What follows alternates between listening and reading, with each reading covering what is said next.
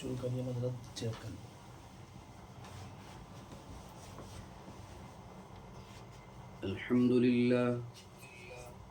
الحمد لله نحمده ونستعينه ونستغفره ونؤمن به ونتوكل عليه ونعوذ بالله من شرور أنفسنا ومن سيئات أعمالنا من يهده الله فلا مضل له ومن يضلله فلا هادي له ونشهد أن لا إله إلا الله وحده لا شريك له ونشهد أن سيدنا ومولانا محمدا عبده ورسوله أما بعد فأعوذ بالله من الشيطان الرجيم بسم الله الرحمن الرحيم يا أيها الذين آمنوا قوا أنفسكم وأهليكم نارا وقودها الناس والحجارة عليها ملائكة غلاظ شداد لا يعصون الله ما أمرهم ويفعلون ما يؤمرون وقال النبي صلى الله عليه وسلم ألا كلكم راع وكلكم مسؤول عن رعيته صدق الله مولانا العلي العظيم وصدق رسوله النبي الكريم ونحن على ذلك لمن الشاهدين والشاكرين والحمد لله رب العالمين.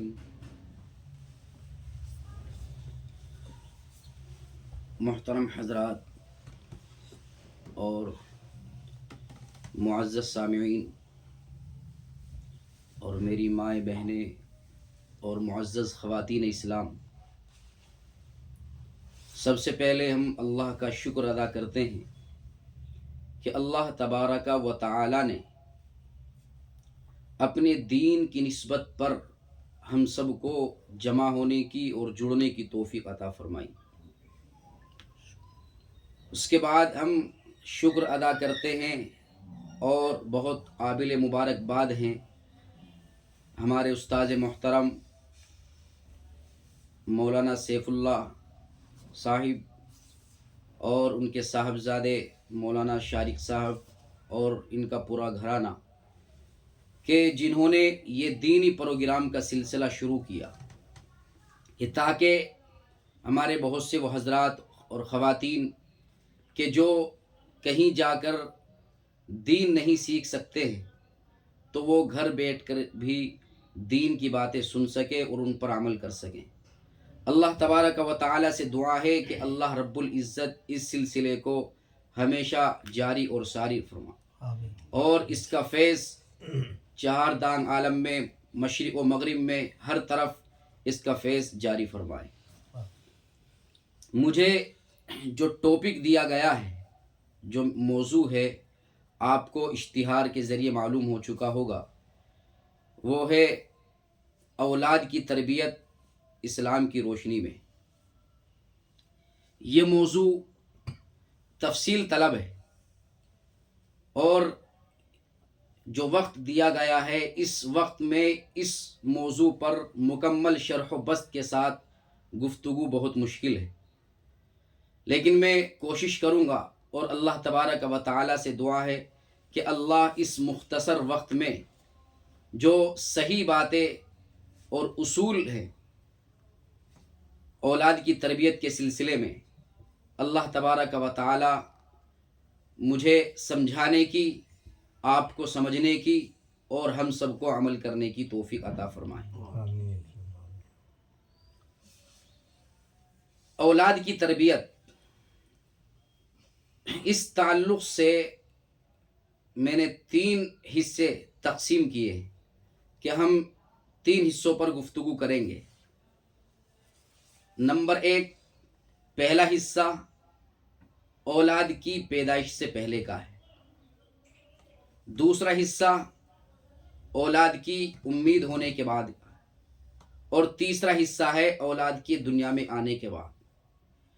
یہ 3 حصے ہیں اور ان تینوں حصوں میں ہم کس طریقے سے اولاد کی تربیت کر سکتے ہیں، اس کے کیا رولز ہیں، کیا اصول ہیں کہ جن پر عمل کر کے ہم اپنی اولاد کی اچھی تربیت کر سکتے ہیں اور ان کو ایک دین کا داعی، دین کا مبلغ اور دنیا اور آخرت میں کامیاب بنا سکتے ہیں۔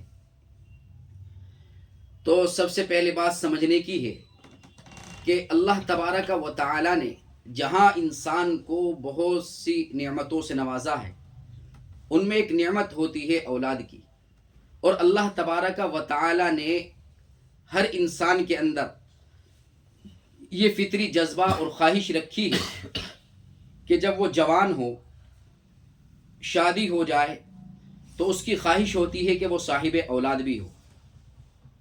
تو اولاد ہونا خوشی کی بات ہے، اور اولاد کا نیک ہونا یہ ڈبل خوشی ہے، دگنی خوشی ہے۔ تو اس لیے جب بھی دعا مانگے تو اللہ تبارک و تعالی سے نیک اولاد کی دعا مانگے۔ یہ اللہ تبارک و تعالی کو بہت پسند ہے کہ نیک اولاد کی دعائیں مانگی جائیں اور اولاد نیک ہو۔ چنانچہ جب ہم قرآن و احادیث کا مطالعہ کرتے ہیں تو ہمیں معلوم ہوتا ہے کہ انبیاء کرام نے اور اولیاء نے، بزرگان دین نے اللہ تبارک و تعالی سے کس طریقے سے دعائیں مانگی ہیں اپنی اولاد کے لیے۔ عموماً یہ سمجھا جاتا ہے جب اولاد کی تربیت کی بات آتی ہے تو ذہنوں میں یہ تصور ہوتا ہے کہ جب اولاد بڑی ہو جاتی ہے 10-15 سال کی، تب اس کی تربیت کا دور شروع ہوتا ہے، یا بہت سے زیادہ ہی کرتے ہیں تو وہ سمجھتے ہیں کہ جب 5-6 سال کا بچہ ہو گیا ہے، اب وہ اسکول یا مدرسے جانا شروع کر دیا ہے اس نے، تو اب اس کی تربیت کا دور شروع ہو رہا ہے۔ لیکن یہ بہت بڑی غلط فہمی ہے۔ اچھی طرح سمجھنے کی بات ہے کہ والدین کے اثرات، ان کی نیکی کے اور ان کی بدی کے اثرات جو ہے وہ بچے پر دنیا میں آنے سے پہلے ہی پڑنا شروع ہو جاتے ہیں، بچے کی طرف منتقل ہو جاتے ہیں، اور والدین اپنی اولاد کے لیے جو دعائیں مانگتے ہیں اور جو کچھ وہ عمل کرتے ہیں تو اللہ تبارک و تعالی کی طرف سے وہ اثر بچے کی طرف منتقل ہوتا ہے۔ چنانچہ قرآن میں اللہ تبارک و تعالی نے بہت سے انبیاء کرام کی دعاؤں کا تذکرہ کیا ہے۔ چنانچہ حضرت ابراہیم علیہ السلام کے بارے میں آتا ہے کہ حضرت ابراہیم نے اللہ تبارک و تعالی کے حضور دعا کی اور منت سماجت کی، اصرار کیا، اللہ کے سامنے روئے گڑ گڑائے اور اللہ سے دعا کی کہ رب ہب لی من الصالحین، رب ہب لی من الصالحین، اے اللہ مجھے نیک اور صالح اولاد عطا فرما دیجئے۔ تو حضرت ابراہیم نیک اور صالح اولاد کی دعا مانگ رہے ہیں۔ حضرت لقمان، اللہ تبارک و تعالی نے ان کی نصیحتوں کو ذکر کیا کہ انہوں نے اپنے بیٹے کو نصیحت کی اور نصیحت میں چند باتیں انہوں نے ذکر کی، تو اللہ تبارک و تعالی کو یہ ادا اتنی پسند آئی کہ اللہ رب العزت نے قرآن کریم میں ان نصیحتوں کا تذکرہ کیا اور ایک سورت سورہ لقمان کے نام سے رکھ دی گئی۔ اسی طریقے سے حضرت عمران کا تذکرہ کیا اللہ تبارک و تعالی نے کہ ان کی بیوی جب امید سے ہوئی تو انہوں نے دعائیں مانگی، رب انی نذرت لک ما فی بطنی محررا فتقبل منی، کہ اے اللہ میں جو امید ہے تو میں آپ کی راہ میں اس کو وقف کر دینا چاہتی ہوں، اے اللہ اس کو قبول فرما لیجئے۔ تو اسی طریقے سے حضرت زکریا کے بارے میں آتا ہے کہ حضرت مریم ان کی پرورش میں تھی، تو حضرت زکریا علیہ السلام کسی کام کے لیے، تبلیغ کے لیے محراب میں چھوڑ کر کے حضرت مریم کو اور کسی کام سے تشریف لے گئے، تو آ کر کے دیکھا کہ حضرت مریم کے پاس بے موسم پھل ہیں۔ وہ تفصیلی واقعہ ہے، اللہ تبارک و تعالیٰ نے قرآن کریم میں بھی اس کا تذکرہ کیا ہے۔ تو دیکھا کہ بے موسم کے پھل ہیں، تو حضرت مریم سے پوچھا، قال یا مریم انا لکی ھذا، اے مریم یہ تمہارے پاس کہاں سے آئے؟ تو حضرت مریم نے عرض کیا کہ ہوا من عند اللہ، کہ یہ اللہ کی طرف سے، ان اللہ یرزق من یشاء بغیر حساب، اللہ جسے چاہتا ہے بے حساب رزق عطا فرماتا ہے۔ تو حضرت زکریا نے جب یہ دیکھا کہ جو اللہ تبارک و تعالی بے موسم کے پھل عطا کر سکتا ہے، حضرت زکریا نبی ہیں، ان کا یقین پہلے سے ہے، لیکن یہ دیکھ کر کے مزید یقین پختہ ہو گیا، تو اللہ تبارک و تعالی سے دعا کی ہے، اور اللہ رب العزت نے اس دعا کو نقل کیا ہے مختلف مقامات پر۔ چنانچہ سورہ مریم میں بھی ذکر کیا ہے، شروع میں ہی ہے کہ ذکر رحمت ربک عبدہ زکریا اذ نادى ربہ نداء خفیا، کہ حضرت زکریا نے اللہ تبارک و تعالی سے دعا کی ہے خفیہ انداز میں، آہستہ تضرع کے ساتھ، عاجزی اور انکساری کے ساتھ اللہ تبارک و تعالی سے دعا کی، اور دعا میں کیا کہا؟ رب انی وہن العظم منی واشتعل الرأس شیبا، کہ اے میرے رب میری ہڈیاں کمزور ہو چکی ہیں اور بڑھاپا میرے سر پر طاری ہو چکا ہے۔ یعنی جو ظاہری اسباب ہیں اولاد ہونے کے، وہ اسباب اب موجود نہیں ہیں، لیکن اللہ تبارک و تعالی کی رحمت سے، اللہ تعالیٰ کی ذات سے نا امید نہیں ہے، مایوس نہیں ہو رہے ہیں۔ اللہ تبارک و تعالیٰ سے دعا کی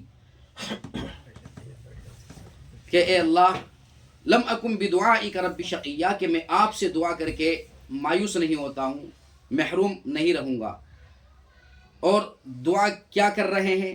انی خفت الموالی من ورائی وکانت امراتی عائرہ فہب لی من لدنک ولیہ، کہ اے اللہ اگرچہ بیوی بانجھ ہو چکی ہے، میں بھی بوڑھا ہو چکا ہوں، لیکن مجھے نیک اور صالح اولاد عطا فرما دیجئے جو میرا اور آل یعقوب کا وارث بنے دینی علوم میں اور دین پھیلانے میں۔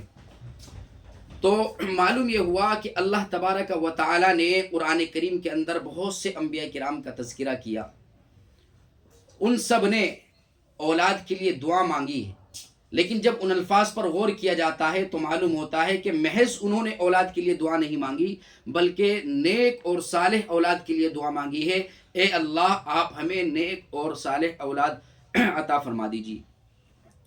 تو سب سے پہلی بات یہ ہے کہ والدین کو ہمیشہ دعا کرتے رہنی چاہیے اولاد کے حق میں، اور محض اولاد نہیں مانگنی چاہیے، بلکہ اللہ تبارک و تعالی سے دعا کریں کہ اے اللہ ہمیں نیک اور صالح اولاد عطا فرمائیے۔ یہ سب سے پہلی بات ہے۔ یہ میں نے شروع میں بھی عرض کیا کہ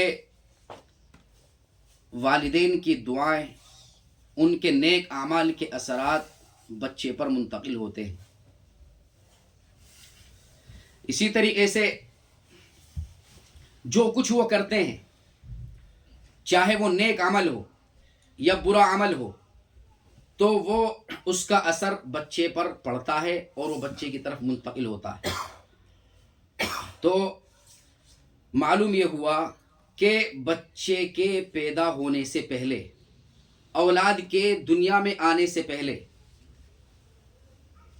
والدین کو دعا کرتے رہنا چاہیے۔ جن کے پاس اولاد نہیں ہے وہ بھی دعا کریں، اور جن کے اولاد ہیں تو وہ بھی ان کے حق میں دعا کرتے رہیں۔ آپ نے واقعہ سنا ہوگا، مشہور واقعہ ہے، لیکن کچھ واقعات ایسے ہوتے ہیں اور کچھ باتیں ایسی ہوتی ہیں کہ چاہے ان کو کتنی مرتبہ سن لیا جائے، لیکن ہر مرتبہ سننے کا ایک خاص اثر ہوتا ہے، اور ایمان تازہ ہوتا ہے، اللہ پر یقین مضبوط ہوتا ہے، ایمان کے اندر اضافہ ہوتا ہے۔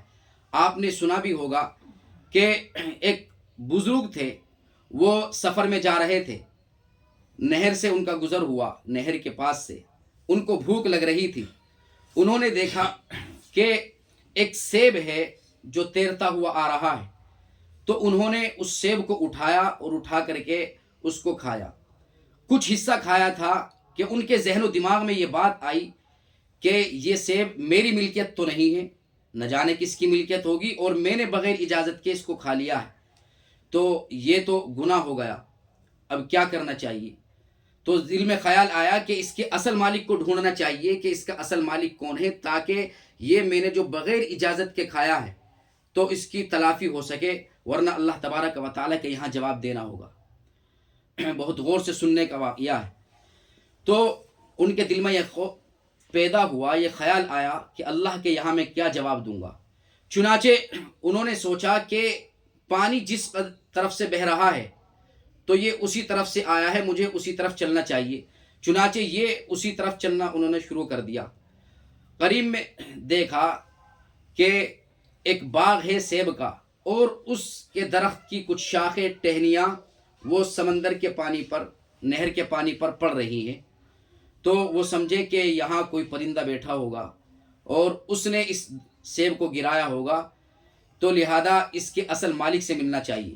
چنانچہ وہ اصل مالک سے ملے اور اس سے کہا کہ غفلت میں، لاپرواہی میں نے بغیر اجازت کے، مجھے بھوک لگی ہوئی تھی اور کوئی چیز مجھے نظر نہیں آ رہی تھی، تو مجھے یہ سیب نظر آیا تو میں نے اس سیب میں سے کچھ حصہ کھا لیا۔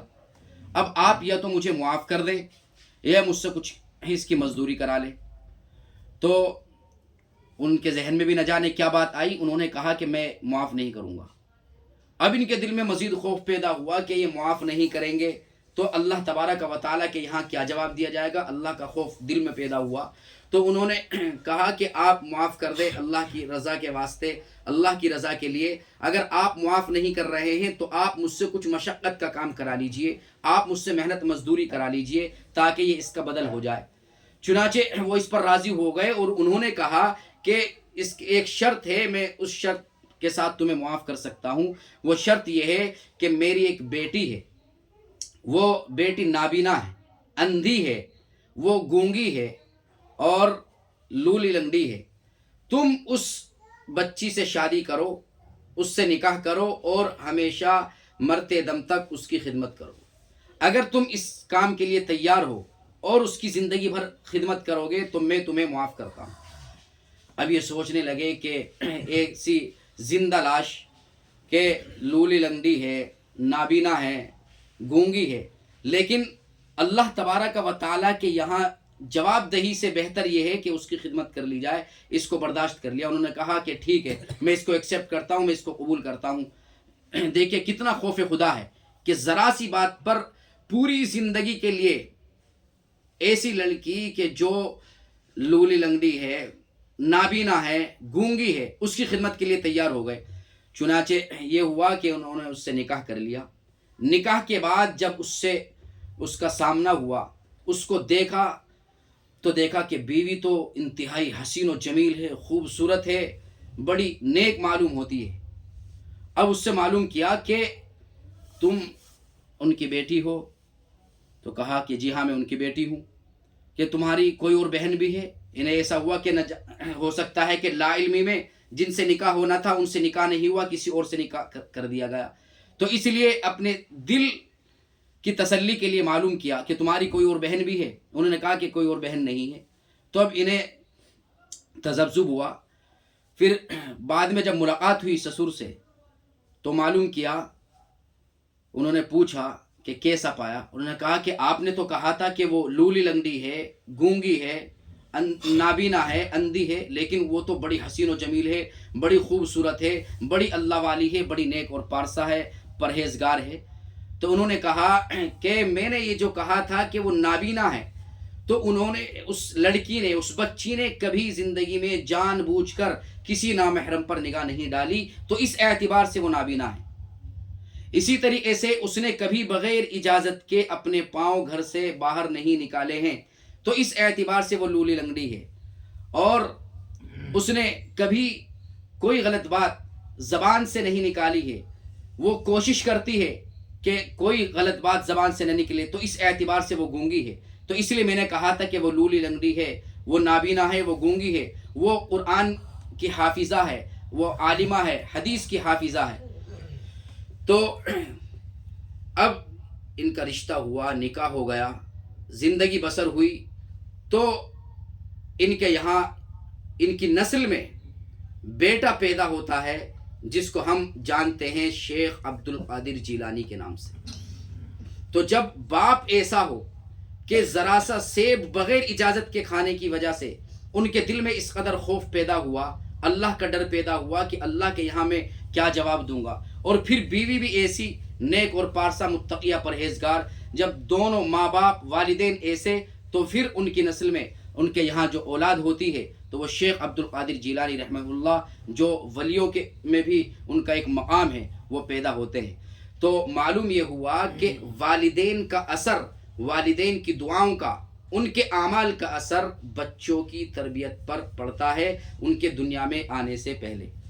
تو یہ تو بات تھی ہماری تقریر کا، ہمارے کہہ لیجئے گا اس کو آپ تقریر اور بیان کے اعتبار سے مت سنیے گا، یہ اس کو ایک درس اور سبق کے حیثیت سے سنیے گا کہ جس طریقے سے سبق پڑھایا جاتا ہے، سبق پڑھا جاتا ہے، اس میں باتیں بتائی جاتی ہیں، تو آپ اس کو درس اور سبق کی حیثیت سے سماعت کیجئے گا اور ان باتوں کو نوٹ کیجئے گا اور پھر ان پر عمل کرنے کی کوشش کیجئے گا، انشاءاللہ زندگی میں فائدہ ہوگا۔ تو یہ ہمارے درس کا، ہمارے سبق کا پہلا حصہ تھا کہ اولاد کے دنیا میں آنے سے پہلے کہ ابھی کچھ وجود بھی نہیں ہے، ابھی امید بھی نہیں ہے، لیکن اسی وقت سے والدین کے لیے ضروری ہے کہ اولاً وہ اپنے آپ کو نیک بنائیں، اپنے اندر خوف خدا پیدا کریں اور وہ اعمال کریں کہ جن سے اللہ تبارک و تعالی خوش ہوتا ہے، راضی ہوتا ہے، اور اسی طریقے سے اولاد کے حق میں دعا کرتے رہیں، یہ سب سے پہلا کام ہے۔ اس کے بعد دوسرا حصہ شروع ہوتا ہے کہ اللہ تبارک و تعالی نے جو ہے امید دے دی ہے۔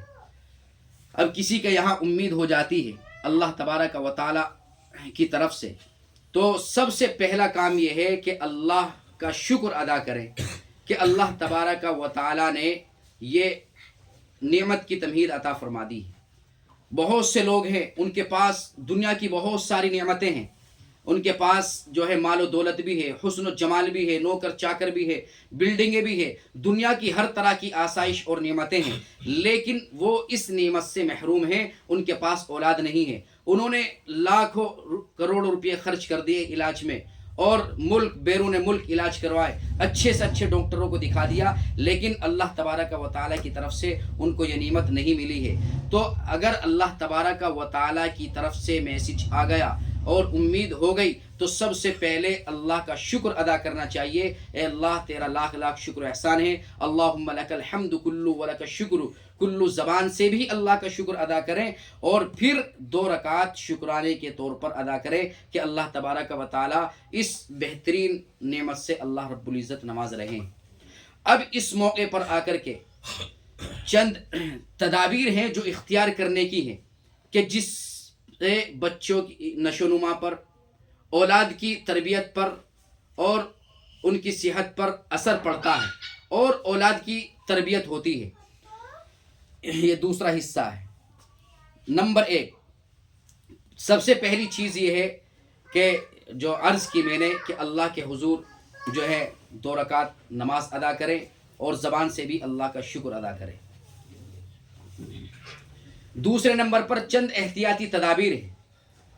سب سے پہلی تدبیر تو یہ ہے کہ شروع کے 3 مہینوں میں اور آخر کے 3 مہینوں میں اگرچہ شریعت کی اعتبار سے کوئی پابندی نہیں ہے، لیکن جو ہے طبی اعتبار سے بھی اور ویسے بھی اگر دیکھا جائے تو بہتر یہ ہے کہ اس میں علیحدگی اختیار کی جائے تاکہ بچے کی نشو و نما پر اور بچے کی صحت پر اثر نہ پڑے۔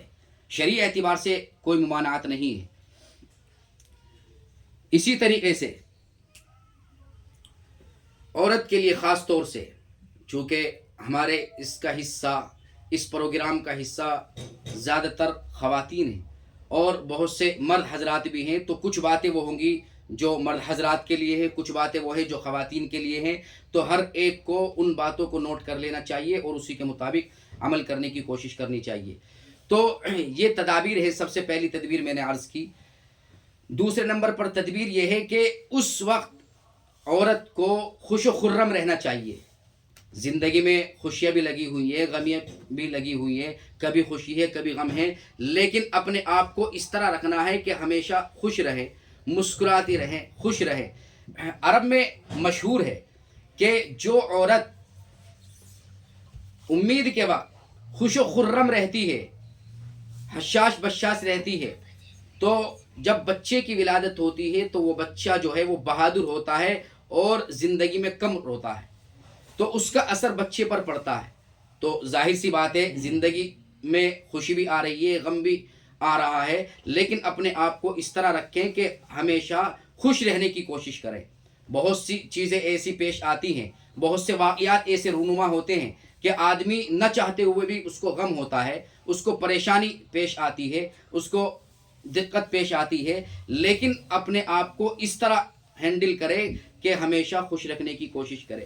مثال کے طور پر کبھی ایسا ہوا کہ ہم سفر کر رہے ہیں، سفر کرنے کے دوران جو ہے پیاس لگ رہی ہے، کچھ پینے کا من کر رہا ہے، اب وہ چیز نہیں ملی ہے، بھوک بھی لگ رہی ہے، پیاس بھی لگ رہی ہے، اور وہ چیز وقت پر نہیں ملی تو پریشانی ہو رہی ہے، تو اس کی وجہ سے دقت کا سامنا کرنا پڑ رہا ہے۔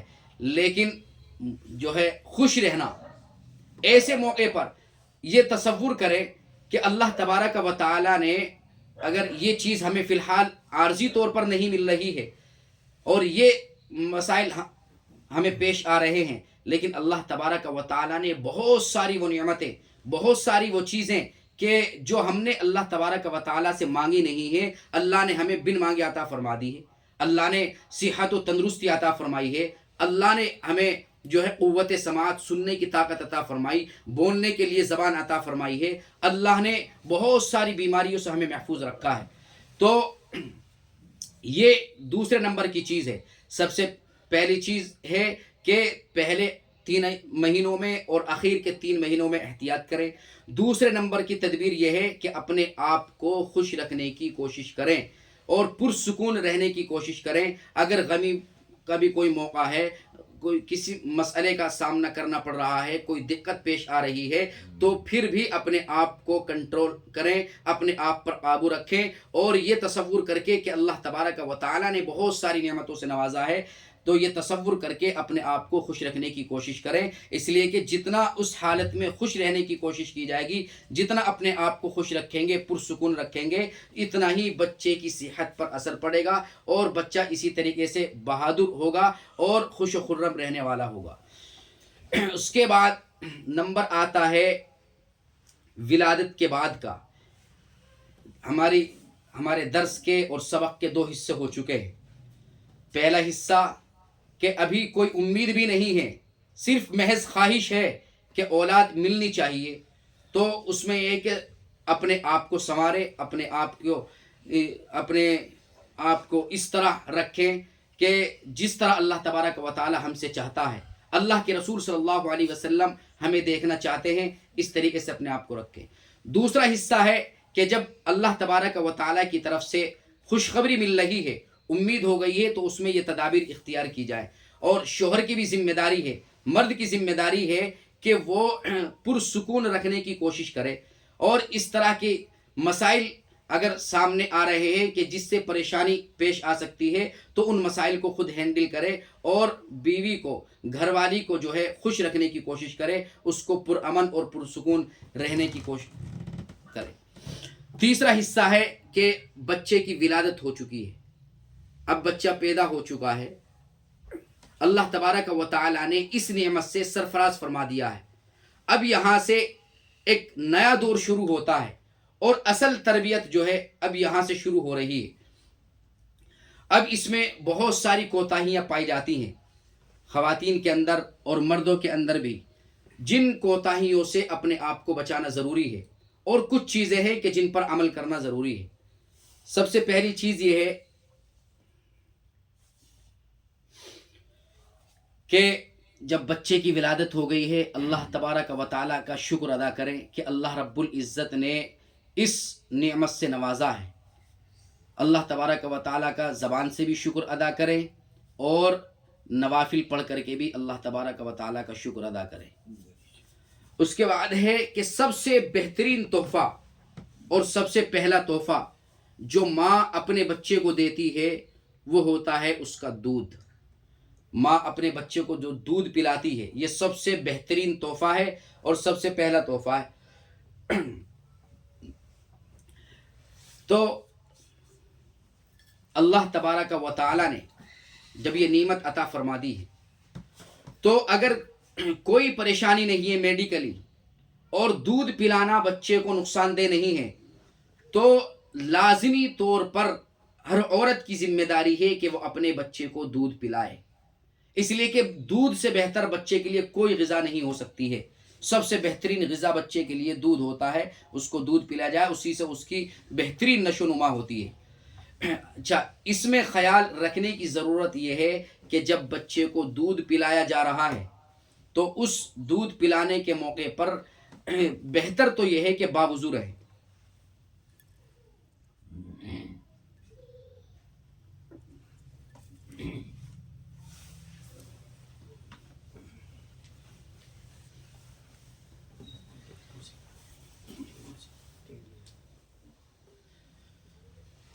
باوضو رہنے کی کوشش کی جائے کہ جب بھی بچے کو دودھ پلایا جائے تو باوضو رہ کر کے پلایا جائے. اس سے اس کی تربیت پر، اس کے اعمال پر، اس کے ذہن و دماغ پر اثر پڑتا ہے. بہت سے بزرگوں کا واقعہ ہے. ایک بزرگ کے بارے میں آتا ہے، لکھا ہے کتابوں میں کہ وہ کسی سفر میں گئے اور اس سفر میں ان کے اوپر بہت سے لوگ ایمان لائے اور بہت سے لوگوں نے اپنے گناہوں سے توبہ کی، ان کے ہاتھ پر بیعت کی. انہوں نے آ کر کے والدہ سے ذکر کیا کہ اس سفر میں یہ واقعہ پیش آیا کہ بہت سے لوگ جو ہے ایمان لائے ہیں اور انہوں نے اپنے گناہوں سے توبہ کی ہے. تو انہوں نے کہا کہ بیٹا، اس میں تمہارا کوئی کمال نہیں ہے. یہ میں نے جب بھی تمہیں دودھ پلایا تو ہمیشہ باوضو رہ کر دودھ پلایا. اب ہوتا کیا ہے کہ مائیں جو ہیں غفلت اور لاپرواہی میں بچے کو دودھ پلا رہی ہیں، اور دودھ پلاتے ہوئے وہ ڈرامے بھی دیکھ رہی ہے، فلم بھی دیکھ رہی ہے. یہاں میں یہ بھی عرض کر دوں کہ فلم ہوتی ہے اس کو تو ہم لوگ گناہ سمجھتے ہیں کہ فلمیں دیکھی جا رہی ہیں، فلم دیکھنا جو ہے اللہ کی ناراضگی کا سبب ہے، تو اس کو ہم گناہ سمجھتے ہیں. لیکن جو ڈرامے ہیں، اور خاص طور سے پاکستانی ڈرامے جو ہمارے معاشرے میں بہت تیزی کے ساتھ پھیل رہے ہیں اور بہت زیادہ نقصان کا سبب بن رہے ہیں، جو ہمارے دین و ایمان کو خراب کر رہے ہیں، ہمارے گھرانے کو جو ہے خراب کر رہے ہیں، ان سے بچنے کی ضرورت ہے. تو عورتیں بہت سی کیا کرتی ہیں کہ جب بچے کو دودھ پلا رہی ہیں تو ادھر جو ہے ڈرامے دیکھ رہی ہے اور ادھر بچوں کو دودھ پلایا جا رہا ہے. تو ہم سمجھ رہے ہیں کہ ابھی تو چھوٹا سا بچہ ہے، اس کو کیا پتا ہے، ہمیں اندازہ نہیں ہے. تو ہونا یہ چاہیے کہ جب بچے کو دودھ پلایا جائے تو اپنے آپ کو باوضو رکھا جائے. اگر باوضو نہیں رکھ سکتے تو کم از کم یہ کیا جائے کہ گناہوں سے اس وقت اپنے آپ کو بچایا جائے، فلموں سے، ڈراموں سے احتیاط کی جائے. اور بالکل با پردہ ہو کر کے بہت سی عورتیں، خواتین اس طرح کرتی ہیں کہ وہاں پر بھائی بھی موجود ہے یا جو ہے گھر والے دوسرے مرد حضرات موجود ہیں اور انہی کے سامنے دودھ پلا رہی ہے. اس میں بے پردگی ہوتی ہے اور بچے پر اس کا غلط اور منفی اثر، نگیٹو اثر بچے پر اس کا پڑتا ہے. تو اس کا خیال رکھنے کی ضرورت ہے کہ جب بچے کو دودھ پلایا جائے، ایک تو باپردہ ہو کر، باوضو ہو کر کے. اور اللہ تبارک و تعالیٰ نے اتنی آسانی پیدا کر دی ہے، اگر قرآن کریم کی تلاوت کر سکتی ہیں، اللہ قرآن کی حافظہ ہیں، اگر حافظہ بھی نہیں ہے اور کچھ صورتیں یاد ہیں یا دیکھ کر کے پڑھ سکتی ہیں تو قرآن کریم کی تلاوت کی جائے. اگر قرآن کریم کی تلاوت نہیں کر سکتی ہے تو کم از کم یہ کیا جائے کہ جو ذکر و اذکار ہیں ان میں الگ سے وقت نکالنے کی ضرورت نہیں ہے. اپنی زبان کو اللہ کے ذکر سے تر رکھے اور بلند آواز سے پڑھے. سبحان اللہ کی تسبیح پڑھ لی ہے، الحمدللہ کی تسبیح پڑھ لی ہے، لا الہ الا اللہ کی تسبیح پڑھ لی ہے. اب بچہ دودھ بھی پی رہا ہے اور اس کے کان میں جو ہے اللہ کا ذکر گونج رہا ہے، اللہ کی کبریائی، اللہ کی عظمت، اللہ کی بڑائی اس کے کان میں گونج رہی ہے. تو بچپن ہی سے وہ ابھی کورا کاغذ ہے، تو بچپن ہی سے جب اس کے ذہن و دماغ پر جو ہے اللہ اللہ کی آواز لگے گی، اللہ کی کبریائی اس کے دل و دماغ میں رچ بس جائے گی، تو اللہ کی محبت اس کے دل میں پیدا ہوگی اور بڑے ہو کر اسی طرح کے اعمال اس سے سرزد ہوں گے. تو دودھ پلاتے وقت اس بات کا خیال رکھیں. دوسرے نمبر پر چیز آتی ہے، ایک عمل ہوتا ہے تحنیک کا. یہ میرے خیال سے 99% نہ مرد اس کو جانتے ہیں اور نہ عورتیں جانتی ہیں. بہت کم 1% کہہ لیجیے گا اس کو جانتے ہیں اور اس پر عمل کرنے کی کوشش کرتے ہیں. تحنیک کا مطلب ہوتا ہے کہ جب بچے کی پیدائش ہو گئی ہے تو اب کسی بزرگ سے، کسی عالم دین سے، کسی اللہ والے سے کوئی میٹھی چیز جیسے کھجور ہو گیا کہ کھجور وہ اپنے منہ میں رکھ کر کے، یا اسی طریقے سے شہد ہے کہ شہد وہ چٹا کر کے اپنی زبان سے لگا کر کے پھر اس کو بچے کو چٹایا جائے، وہ کھجور جو ہے بچے کو چٹائی جائے. اس کا مطلب یہ ہوتا ہے، اس سے یہ نیک فالی ہوتی ہے کہ جو اللہ والا ہے، یہ نیک بزرگ ہے، متقی پرہیزگار ہے، تاکہ اس کی برکات اس بچے کے اندر بھی منتقل ہو جائے. اس کو تحنیک کا عمل کہا جاتا ہے. تو اس کو جو ہے جو جانتے ہیں ان کو بھی چاہیے، اور جو نہیں جانتے ہیں وہ بھی، کہ جب پتہ چل گیا کہ بچے کی ولادت ہونے والی ہے، کافی دن پہلے 9 مہینے پہلے ہی اللہ تبارک و تعالیٰ کی طرف سے پتہ چل جاتا ہے، تو پہلے ہی سے اس چیز کی تیاری رکھیں کہ جب بچے کی ولادت ہو تو کسی عالم دین سے رابطے میں رہیں، اللہ والے سے رابطے میں رہیں، اور کوئی میٹھی چیز جو ہے ان سے چبوا کر کے، ان کی زبان سے لگا کر کے بچے کو وہ چٹائی جائے، تاکہ نیکی کے اثرات اس بچے کے اندر بھی منتقل ہو جائے. اس کے بعد جو ہے سب سے پہلا کام، اس میں بھی بہت لاپرواہی اور کوتاہی پائی جاتی ہے، اور خصوصاً اب اس زمانے میں، اس معنی کر کے چونکہ اب زیادہ تر ولادتیں جو ہے وہ ہاسپٹلوں میں ہوتی ہیں، اب وہاں کوئی نظر نہیں آ رہا ہے کہ جو اذان دے سکے، تکبیر کہہ سکے بچے کے کان میں. تو بہت سو کے بارے میں دیکھنے میں آتا ہے کہ وہ جو ہے ہفتہ گزار دیتے ہیں اور بچے کے کان میں تکبیر و اقامت نہیں کہی جاتی ہے. یہ بہت غفلت اور لاپرواہی کی بات ہے. جب بچہ دنیا کے اندر آیا ہے تو سب سے پہلے اس کے کان میں جو آواز جائے وہ اللہ کی توحید، اللہ کی کبریائی، اللہ کی بڑائی اس کے کان میں پہنچے. یہ جو تکبیر کہی جاتی ہے، یہ اذان کہی جاتی ہے، اللہ اکبر اللہ اکبر، اس کا مطلب ہے کہ اللہ سب سے بڑا ہے، اللہ کی کبریائی بیان کی جا رہی ہے، آپ علیہ الصلوۃ والسلام کی رسالت کی گواہی دی جا رہی ہے. تو جب بچہ دنیا میں آیا ہے تو سب سے پہلے اس کے کان میں جو آواز پڑے وہ اللہ کی توحید، آپ علیہ السلام کی رسالت، اللہ کی کبریائی کی ہو، تاکہ اس کے دل میں بچپن ہی سے اللہ کی محبت، آپ علیہ الصلوۃ والسلام کی محبت اس کے دل میں رچ بس جائے. تو یہ اذان و اقامت، اس میں بچے کو یہ میسیج بھی پہنچتا ہے کہ اب جو ہے دائیں کان میں اذان دے دی گئی ہے، بائیں کان میں تکبیر کہہ دی گئی ہے. اب اذان بھی ہو چکی ہے، تکبیر بھی ہو چکی ہے، اب صرف نماز باقی ہے. تو جس طریقے سے اذان اور تکبیر کے بعد نماز کا وقفہ ہوتا ہے مختصر سا، تو یہ میسیج ہے کہ اسی طریقے سے اب یہ جو زندگی کا وقفہ ہے یہ بہت مختصر سا ہے. اذان بھی کہی جا چکی، تکبیر بھی کہی جا چکی ہے، اب جو ہے یہ جو زندگی ہے یہ وقفہ ہے درمیان کا، اور مرنے کے بعد وہ جو ہے نماز جنازہ پڑھی جائے گی.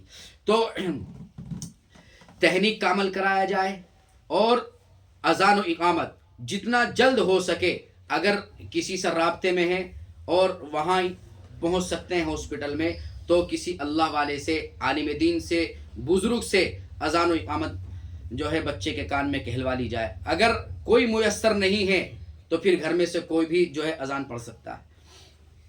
اسی طریقے سے اس کے بعد نمبر آتا ہے بچے کے عقیقے کا. یہ سب چیزیں تربیت میں آتی ہیں، اور یہ ہمارا تیسرا حصہ چل رہا ہے ہمارے آج کے سبق کا، ہمارے درس کا. تو عقیقہ وہ پوری تفصیل تو میں اس مختصر سے وقت میں آپ کے سامنے بیان نہیں کر سکتا ہوں، لیکن مختصراً یہ اصول اور یہ رولز آپ کے سامنے بیان کرنے کی کوشش کر رہا ہوں. تو عقیقہ کہ بہتر یہ ہے 7ویں دن، 14ویں دن، اور 14ویں دن بھی نہیں کر سکے تو 21ویں دن، ان دنوں میں جو ہے عقیقہ کر لینا چاہیے. لڑکا ہے تو 2 بکرے یا 2 بکری، اور اگر لڑکی ہے تو 1 بکرا یا 1 بکری عقیقہ کیا جائے. عقیقے کا مطلب یہ ہوتا ہے کہ یہ نیک فالی ہے کہ اللہ تبارک و تعالیٰ سے ہم یہ دعا کر رہے ہیں اور عقیقہ کر رہے ہیں کہ تاکہ بچہ جو ہے مصیبتوں سے، آفتوں سے، پریشانیوں سے محفوظ ہو جائے، اور اللہ کی پناہ میں، اللہ کی حفاظت میں یہ بچہ چلا جائے، اور جب تک یہ دنیا کے اندر رہے تو تمام پریشانیوں سے یہ محفوظ رہے. اسی لیے یہ عقیقہ کیا جاتا ہے. اس لیے کوشش کرنی چاہیے کہ جو اس کا مستحب اور مسنون وقت ہے کہ 7ویں دن، 14ویں دن اور 21ویں دن، اس وقت میں عقیقے کا عمل کر لیا جائے. اور جب عقیقہ کیا جا رہا ہے، پہلے بھی رکھ سکتے ہیں، عقیقے والے دن بھی رکھ سکتے ہیں. یہ بہت اہم چیز ہے بچے کا، اولاد کا نام رکھنا. آج کل اس سلسلے میں بھی بہت کوتاہی پائی جا رہی ہے. سب سے پہلی بات تو یہ ہے کہ جب اللہ تبارک و تعالیٰ کی طرف سے پتہ چل گیا 9 مہینے پہلے ہی، تو اسی وقت سے کسی عالم دین سے، یا ہم خود اگر معلومات ہے، کتاب پڑھنا جانتے ہیں، اور صحابیات کے انبیاء کرام کے نام معلوم ہیں تو ان میں سے کسی نام کا انتخاب کر سکتے ہیں. جب 9 مہینے پہلے پتہ چل گیا تو اسی وقت سے نام کا انتخاب کر لینا چاہیے. لیکن ہوتا یہ ہے کہ جب بچے کی ولادت ہو جاتی ہے، اب اس کی جنم پتری بنوانی پڑ رہی ہے، تو فوراً فون کیا جائے گا کہ حضرت نام بتا دیجئے گا، اب جنم پتری بن رہی ہے، فوراً بتا دیجئے.